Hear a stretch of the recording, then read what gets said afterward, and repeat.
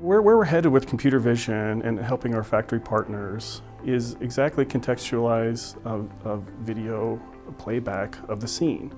As we all know, as manufacturing leaders, if you go to the floor and observe the scene, you can solve problems faster. That's sort of a basic fundamental of manufacturing excellence. But often, in 2025, our calendars are full of meetings and other engagements and other priorities.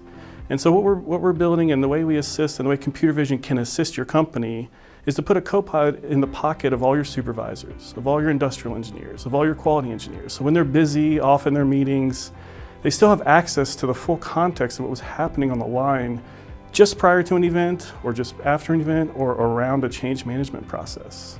And what we're finding is it really supercharges the entire factory from the floor up.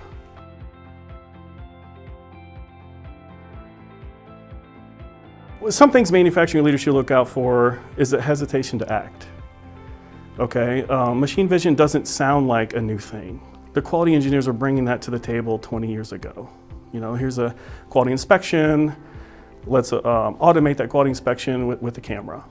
Well, that's not really the state of the art these days. With contextualized computer vision, we can crack open a whole new era of understanding about your shop floor operations. Many manufacturing companies have invested in simulating that production system before it's built. But we can offer the real-time connection as we're scanning in every single process in real time. So we can take the point clouds and the 3D intelligence we're creating and lay it against the original simulation of that factory operation, which unlocks a whole new capability in terms of problem solving plan versus actual on the factory floor.